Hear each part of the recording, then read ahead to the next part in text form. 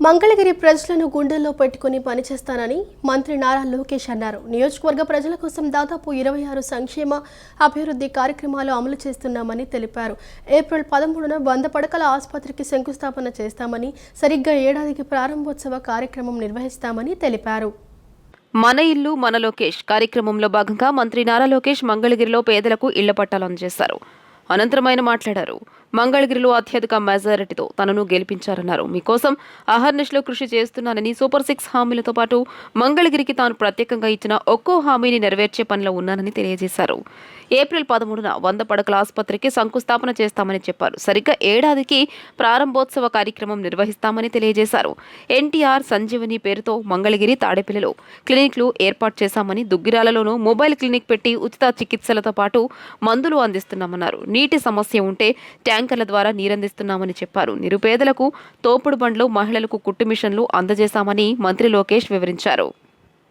జీవితంలో మనం తీసుకున్న కొన్ని నిర్ణయాలు మన్నే మార్చేస్తుంది. 2019లో నేను ఒక నిర్ణయం తీసుకున్నాను. నాకు పరిచయం లేని నియోజకవర్గంలో పోటీ చేయాలని. ఆ నియోజకవర్గం పేరే మంగళగిరి. ఆనాడు అతి తక్కువ సమయం ఉన్నందుక నేనేంటో మీకు అర్థం లేదు, మీ సమస్యలు ఏంటో నేను తెలుసుకోలేకపోయా. నేను వచ్చిన 20 రోజులకి ఎన్నికలు అయిపోయినాయి. 5300 ఓట్లతో ఆనాడు నేను ఓడిపోయిన రోజు బాధ కలిగింది. రెండో రోజు నుంచి ఆ బాధ, ఆవేదన నాలో కసి పెంచింది. ఇంకా కష్టపడాలి, మంగళగిరి ప్రజల మనసు గెలుచుకోవాలి. ఏ మెజారిటీ అయితే ఓడిపోయానో దాని పక్కన ఒక 0 పెట్టుకుని గెలవాలి అనే లక్ష్యంతో ఓడిపోయిన మరుసటి రోజు నుంచి నేను మీకోసం పనిచేశా. తెలుగుదేశం పార్టీ నాయకత్వంతో దాదాపు 26 సంక్షేమ అభివృద్ధి కార్యక్రమాలు మంగళగిరి ప్రజల కోసం మేము చేస్తాం జరిగింది. మీకు ఆరోగ్యం బాగాలేకపోతే ఎన్టీఆర్ సంజీవిని పేరుతో మంగళగిరిలో ఒక క్లినిక్, తాడేపల్లిలో క్లినిక్, దుగ్గిరాలకు ఒక మొబైల్ క్లినిక్ పెట్టి ఉచితంగా చికిత్స కాదు, మందులు కూడా ఈ రోజు కూడా మేము ఇస్తున్నాం. ఎక్కడన్నా నీటి సమస్య ఉంటే వాటర్ ట్యాంకర్లు పెట్టి నీళ్లు తోలాం. పిల్లలకి బాగా చదువుకున్నారు, ఉద్యోగాలు, ఉపాధి కావాలంటే వాళ్ళకి స్కిల్ డెవలప్మెంట్ కూడా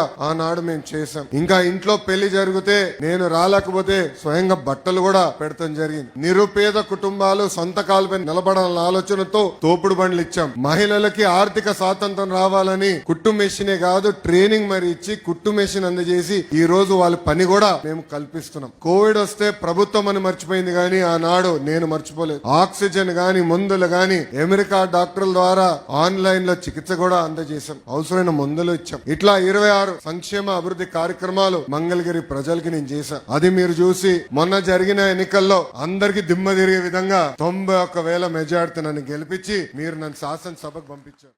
ఆంధ్రప్రదేశ్లోని రిజిస్ట్రార్ కార్యాలయాల్లో స్లాట్ బుకింగ్ విధానాన్ని మంత్రి అనగాని సత్యప్రసాద్ ప్రారంభించారు. తొలి విడతలో భాగంగా 26 జిల్లాల్లోని ప్రధాన రిజిస్ట్రార్ కార్యాలయాల్లో ఈ విధానాన్ని అందుబాటులోకి తీసుకొచ్చారు. మిగిలిన కార్యాలయాల్లో ఈ నెలాఖరులోగా దశల వారీగా ప్రారంభించనున్నారు. ఆంధ్రప్రదేశ్లోని రిజిస్టర్ కార్యాలయాల్లో స్లాట్ బుకింగ్ విధానాన్ని మంత్రి అనగాని సత్యప్రసాద్ ప్రారంభించారు. తొలి విడతలో భాగంగా 26 జిల్లాల్లోని ప్రధాన రిజిస్టర్ కార్యాలయాల్లో ఈ విధానాన్ని అందుబాటులోకి తీసుకొచ్చారు. మిగిలిన కార్యాలయాల్లో ఈ నెలాఖరులోగా దశల వారీగా ప్రారంభించనున్నారు. ఈ సందర్భంగా మంత్రి సత్యప్రసాద్ మాట్లాడుతూ పేదలకు న్యాయం జరగాలన్న లక్ష్యంతో పనిచేస్తున్నామన్నారు. వ్యాపారులు ప్రజల శ్రేయస్సు దృష్ట్యా నిర్ణయాలు తీసుకుంటున్నట్లు చెప్పారు. ప్రజలకు సులభతర విధానాలు అందుబాటులోకి తీసుకొస్తున్నట్లు వివరించారు. ఇలాంటి కొత్త సంస్కరణల వల్ల అవినీతికి తావుండదని పేర్కొన్నారు. ఇక మీదట రోజుల తరబడి వేచి చూసే అవకాశం లేకుండా రిజిస్ట్రేషన్ చేసుకోవచ్చునన్నారు. మంచి ఫలితాలు ఇవ్వాలనే ఉద్దేశంతోనే ముందుకెళ్తున్నామన్నారు. భూ వివాదాలు లేకుండా సంస్కరణలు తీసుకొస్తున్నామని చెప్పారు. అభివృద్ధి కోసం నాళ్ల చట్టాన్ని కూడా తీసేసి కొత్త విధానం తెస్తున్నామని అనగాని సత్యప్రసాద్ తెలియజేశారు. ల్యాండ్ రిఫార్మ్స్లో ఇబ్బందులు పడ్డాం, రిజిస్ట్రేషన్ శాఖలో ఇబ్బందులు పడ్డాం, అన్నీ కూడా దూరం చేయాలనే లక్ష్యంతోనే ఈ రోజున ఈ స్లాట్ బుకింగ్ సదుపాయాన్ని తీసుకోవడం జరిగింది. ఎందుకంటే ఈ వెబ్సైట్లో ఈ స్లాట్ బుకింగ్ మాడ్యూల్ ద్వారా ఏ రోజు వీలుంటే ఆ రోజు, అంటే వెళ్ళి గంటల తరబడి, రోజుల తరబడి నుంచుని వెనక్కి వెళ్ళిపోయే పరిస్థితి మనం చూసాం. కానీ ఇప్పుడు ముందుగానే అప్లోడ్ చేస్తాం కాబట్టి ఆ మాడ్యూల్ ద్వారా వాళ్ళే దాన్ని అప్లోడ్ చేయొచ్చు, వాళ్ళే టైప్ చేసుకునే విధంగా పెట్టాం కాబట్టి వాళ్ళే చేసుకుని తప్పులున్నా కూడా దాన్ని సరిదిద్దుకునే విధంగా చేసి చెప్పిన సమయంలోనే వెళ్ళి, అంటే ఎప్పుడైతే స్లాట్ వస్తుందో ఆ స్లాట్ సమయంలో కేవలం 10 నిమిషాల్లోనే వాళ్ళు అమ్మే వాళ్ళు అవ్వచ్చు, కొనేవాళ్ళు అవ్వచ్చు, అలాగే వాళ్ళ సాక్షులు ఉంటారు, అందరూ కూడా కేవలం 10 నిమిషాల వ్యవధిలోనే పూర్తిగా అయిపోయే విధంగా వచ్చిన వాళ్ళు మంచి వాతావరణంలో సత్వరంగా పనిచేసుకుని వెళ్ళిపోయే విధంగా, అలాగే ఆటోమేటేషన్ కూడా అయ్యే విధంగా. ఎందుకంటే ఈ రిజిస్ట్రేషన్ డిపార్ట్మెంట్ని అనుసంధానంగా ఉన్నటువంటి అన్ని డిపార్ట్మెంట్లు కూడా ఇంటిగ్రేట్ చేస్తూ ఉన్నాము. MAUD DTCP మాత్రం ఇప్పుడు జరుగుతూ ఉంది. అది కూడా ఒక నెల రోజుల్లో పూర్తి అవబోతా ఉంది. దాని ద్వారా సీఎం చంద్రబాబు రేపు ముప్పాళ్ల గ్రామానికి వస్తున్న సందర్భంగా అధికార యంత్రాంగం ప్రజావేదిక ఏర్పాట్లలో నిమగ్నమైంది. హెలీప్యాడ్, బారికేడ్ల ఏర్పాటు తదితర పనులు ముమ్మరంగా కొనసాగుతున్నాయి. ప్రజావేదిక నిర్వహించే స్థలం గురువారం ఉదయం ఖరారైంది. వేదిక ఏర్పాటు, గ్రామస్తులు కూర్చునేందుకు వీలుగా టెంట్లు వేసే పనులు జరుగుతున్నాయి. సీఎం చంద్రబాబు రేపు ముప్పాళ్ల గ్రామానికి వస్తున్న సందర్భంగా అధికార యంత్రాంగం ప్రజావేదిక ఏర్పాట్లలో నిమగ్నమైంది. హెలీప్యాడ్, బారికేడ్ల ఏర్పాటు తదితర పనులు ముమ్మరంగా కొనసాగుతున్నాయి. ప్రజావేదిక నిర్వహించే స్థలం గురువారం ఉదయం ఖరారైంది.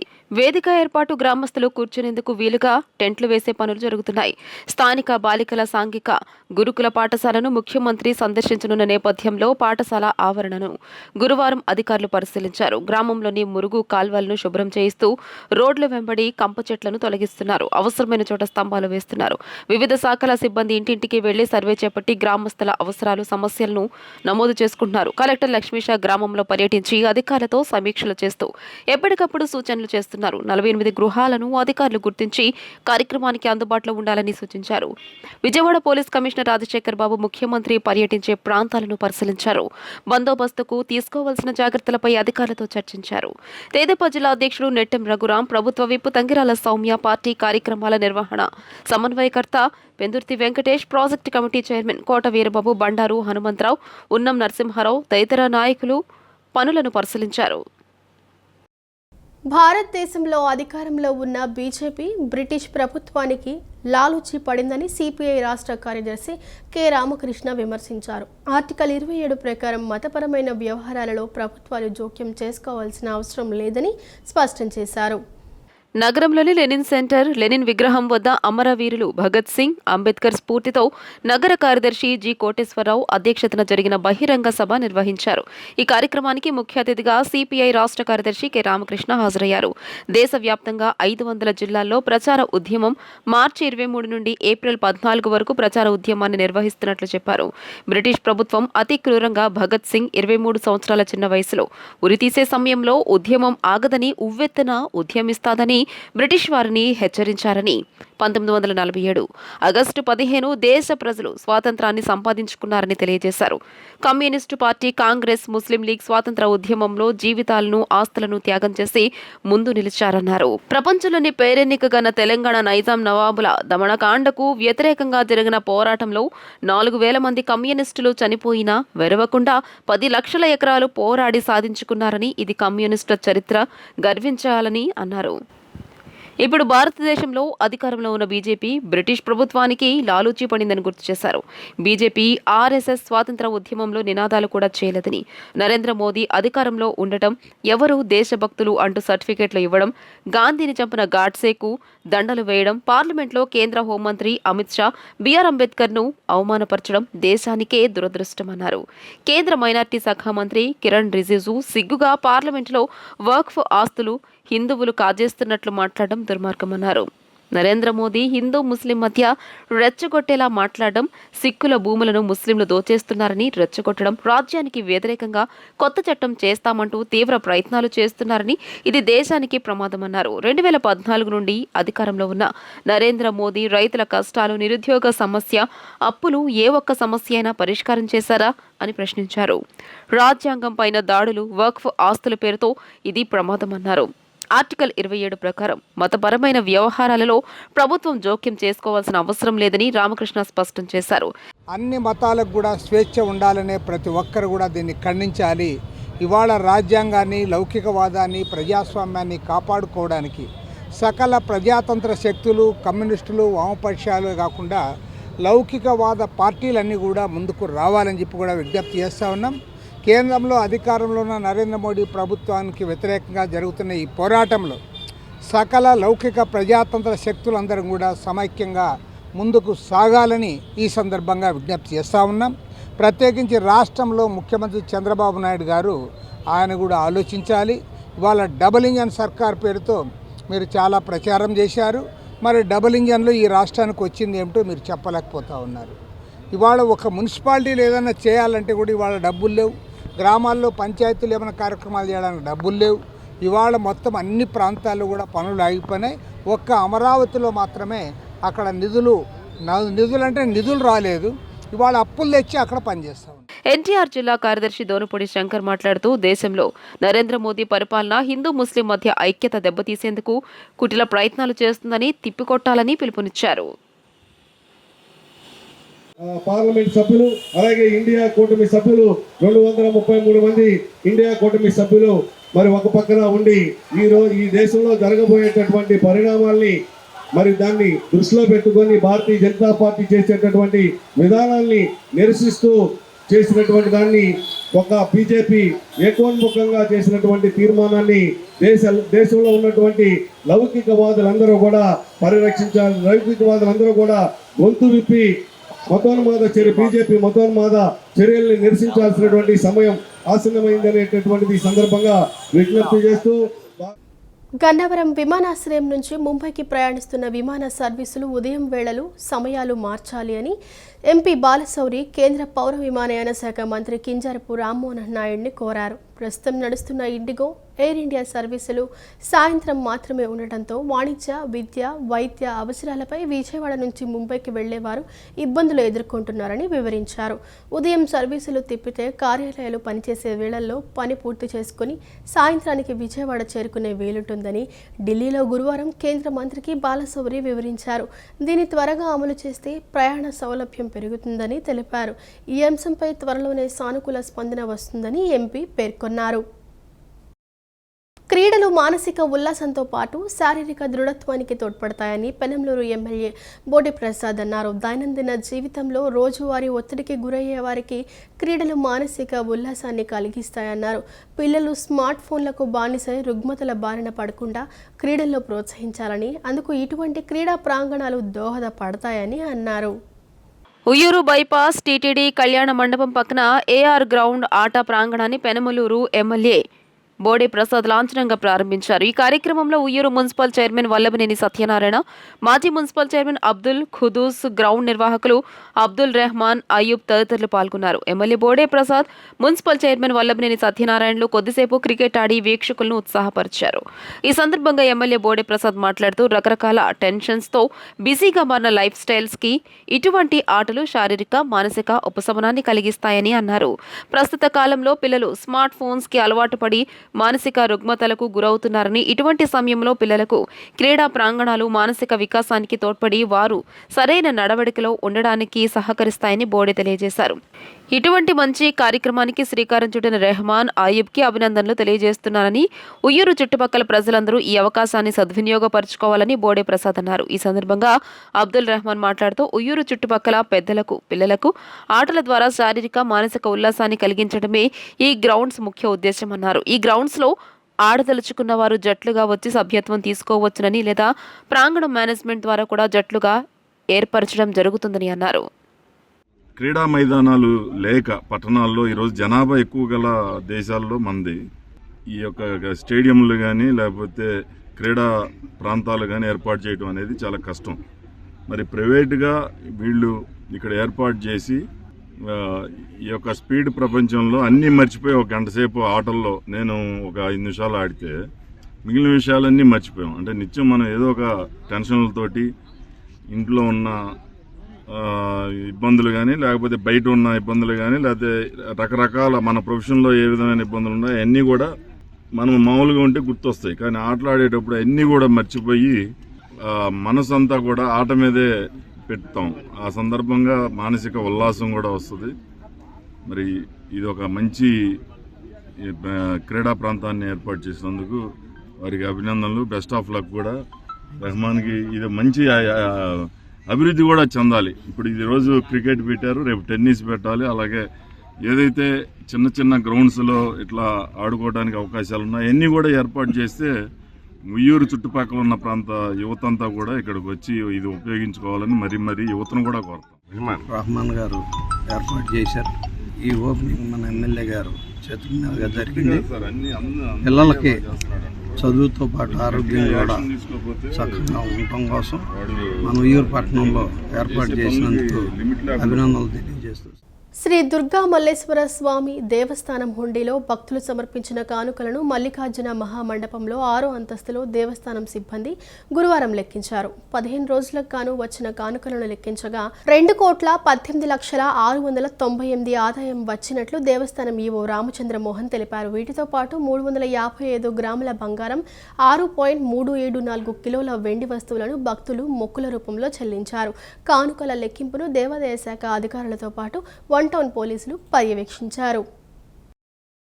అమరావతి నిర్మాణానికి భూములు ఇచ్చిన 15 గ్రామాలకు చెందిన 197 మంది రైతులకు గురువారం విజయవాడలోని సిఆర్టీఏ కార్యాలయంలో ఈ లాటరీ విధానం ద్వారా 494 రిటర్నబుల్ ప్లాట్లను కేటాయించారు.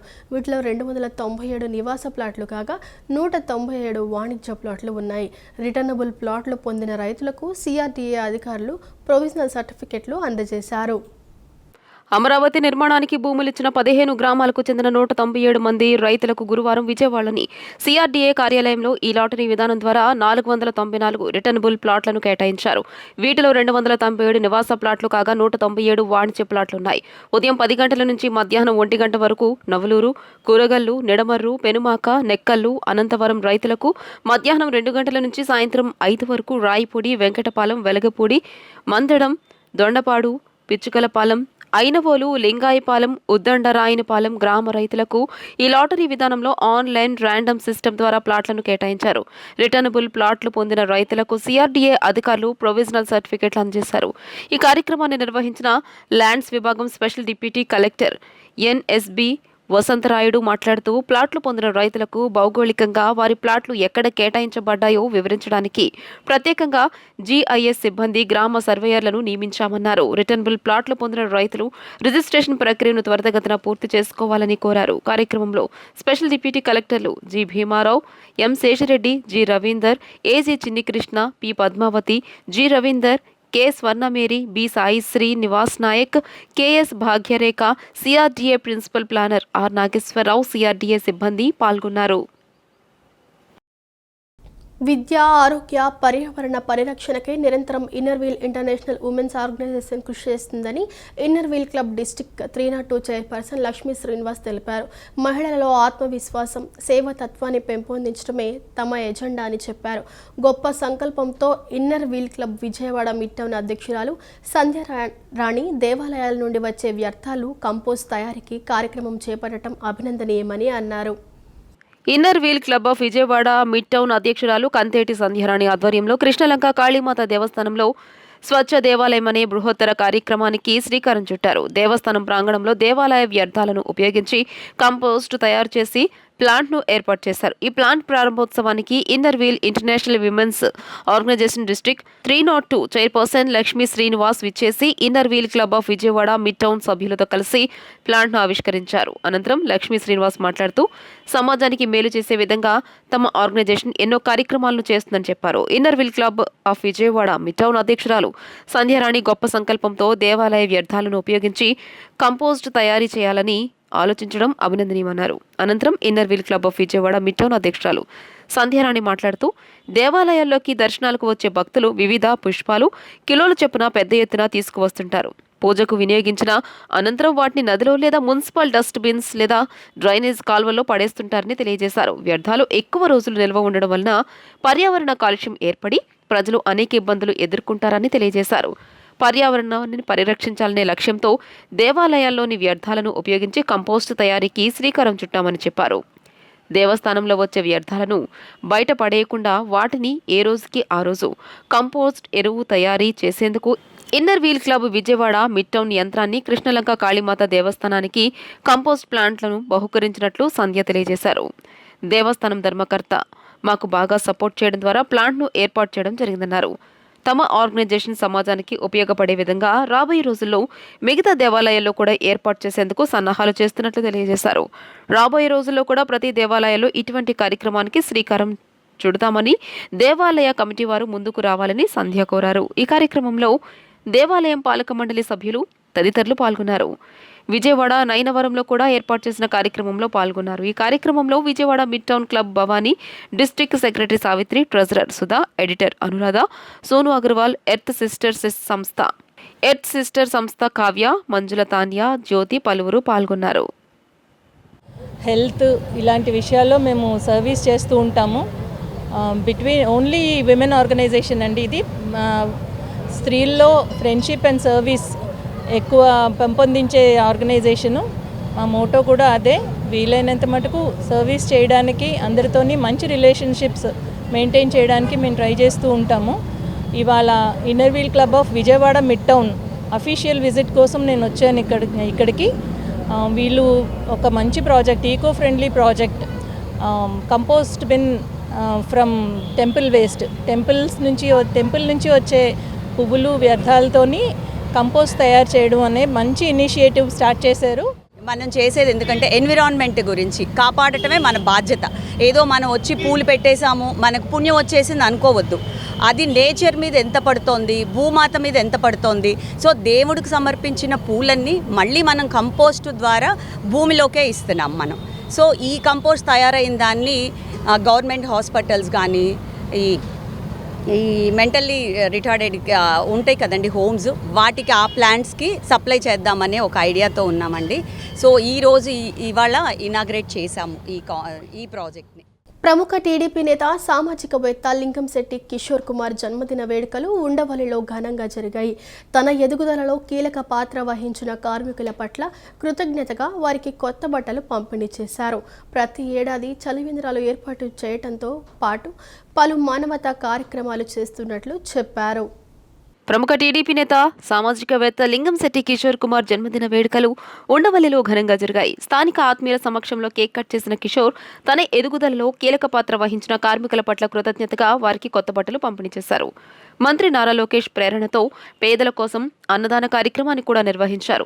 సేవా కార్యక్రమాల పట్ల కిషోర్ కుమార్ చూపిస్తున్న నిబద్ధతను ప్రశంసించారు. ఈ సందర్భంగా ఆయన మాట్లాడుతూ, గత 10 సంవత్సరాలుగా వ్యాపార రంగంలో కొనసాగుతూ వ్యాపారంతో పాటు పలు సేవా కార్యక్రమాలు నిర్వహిస్తున్నానని చెప్పారు. నా విజయానికి కార్మికుల సహకారం అమూల్యమైనది అని పేర్కొన్నారు. ప్రతి ఏడాది చలివేంద్రాలు ఏర్పాటు చేయడంతో పాటు పలు మానవతా కార్యక్రమాలు చేస్తున్నట్టు చెప్పారు. కిషోర్ శ్రేయభిలాషులు మాట్లాడుతూ, ఉండవల్లి తాడేపల్లి ప్రాంతాల్లో ఆయన సుపరిచితులని అన్నారు. విజయవాడ వరదల సమయంలో దాదాపు 10 లక్షల రూపాయల మేర సహాయక చర్యలు చేపట్టారని తెలియజేశారు. భవిష్యత్తులో మరింత సేవా కార్యక్రమాలు చేపట్టి ఉన్నత పదవులు అధిరోహించాలని ఆకాంక్షించారు. సూపర్బాల్లో బజార్లో పనిచేసే వాళ్ళు కానీ, కన్స్ట్రక్షన్ ఫీల్డ్లో కానీ పనిచేసే వాళ్ళు కానీ, చిట్స్లో కానీ, నెయ్యి దాంట్లో కానీ అన్నింటిలో పనిచేసే వాళ్ళందరికీ కూడా పేరు పేరున ధన్యవాదాలు.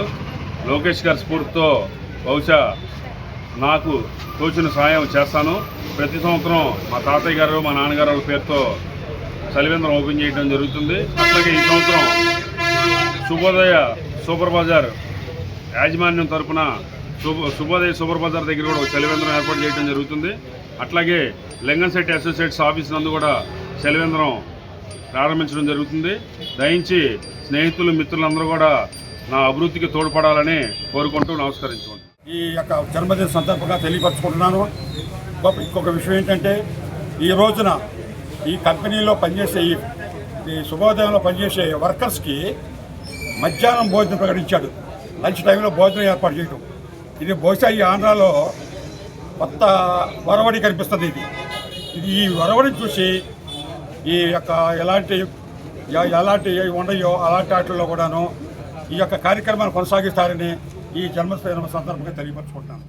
లాస్ట్ టైం మనకి విజయవాడలో వరదలు వచ్చినప్పుడు దాదాపు 7 లక్షల నుంచి 10 లక్షల రూపాయలు, అంటే తన సొంత నిధులతో పాటు వారి మిత్రమండలి కూడా స్పందించి డబ్బులు కాముతో పాటు శ్రమని కూడా, అంటే నిత్యం రోజు అక్కడికి వెళ్ళి వాటర్ ప్యాకెట్లు కానీ ఇలాంటివి కూడా సప్లై చేయడం ఎంతో, అంటే సేవా తత్వనాన్ని ఇలాంటి వ్యక్తి పుట్టినరోజు కార్యక్రమాన్ని పండగలా జరుపుకోవడం నిజంగా హర్షించదగ్గ విషయం.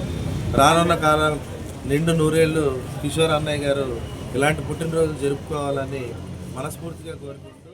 ప్రతి విద్యార్థి జీవితంలో నిరంతరం చదవడం, నేర్చుకోవడం ఒక ప్రక్రియ. నిరంతరం చదువును కొనసాగించడం వలన ఉన్నత శిఖరాలను అధిరోహించగలరని కృష్ణలంక శ్రీ చైతన్య పాఠశాల ప్రధానోపాధ్యాయులు కె మహాలక్ష్మి అన్నారు. చదువు కష్టపడి కాకుండా ఇష్టపడి చదవాలన్న విషయాన్ని విద్యార్థులకు అవగాహన కల్పించేందుకు గ్రాడ్యుయేషన్ డే వేడుకలు నిర్వహిస్తున్నామని తెలిపారు. నగరంలోని కృష్ణలంక శ్రీ చైతన్య పాఠశాల నందు 5వ తరగతి విద్యార్థులకు గ్రాడ్యుయేషన్ డే వేడుకలు ఘనంగా నిర్వహించారు. ఈ కార్యక్రమానికి ముఖ్య అతిథులుగా జిఎం మురళీకృష్ణ, ఆర్ఐ రాజేష్ బాబు, హెచ్ఎం మహాలక్ష్మి పాల్గొన్నారు. ప్రాథమిక విద్య పూర్తి చేసిన విద్యార్థులకు సర్టిఫికేట్స్, మెడల్స్ ప్రదానం చేశారు. ఉన్నత విద్యా ప్రాధాన్యాన్ని విద్యార్థులకు అవగాహన కల్పించారు. హెచ్ఎం మహాలక్ష్మి మాట్లాడుతూ చదువు పట్ల జిజ్ఞాసని, పాఠశాల అంటే ఇష్టాన్ని కలిగించి కష్టపడి కాదు ఇష్టపడి చదవాలన్న ఉద్దేశంతో ఘనంగా నిర్వహించే కార్యక్రమం గ్రాడ్యుయేషన్ డే అన్నారు. విద్యార్థి జీవితంతో ముఖ్యమైన మైలురాయి. ప్రాథమిక విద్యను ముగించి ఉన్నత విద్యకు అడుగుపెట్టడం ఒక విజయానికి వేదిక అన్నారు. ప్రతి విద్యార్థి జీవితంలో నిరంతరం చదవడం, నేర్చుకోవడం ఒక ప్రక్రియ. నిరంతరం చదువును కొనసాగించడం వలన ఉన్నత శిఖరాలను అధిరోహించగలరని పేర్కొన్నారు. పిల్లలందరూ కూడా చాలా ఇష్టపడి చదవాలి, కష్టపడి కాదు అన్న నానుడితోనే మనం ఈ 5th క్లాస్ నుంచి 6th క్లాస్కి వెళ్ళే సమయంలో ఈ గ్రాడ్యుయేషన్ డేని చేస్తాము. ప్రైమరీ వరకు వాళ్ళకి 1st to 5th నుంచి మళ్ళీ 6th క్లాస్కి వెళ్ళే సందర్భంలో it is a transition period.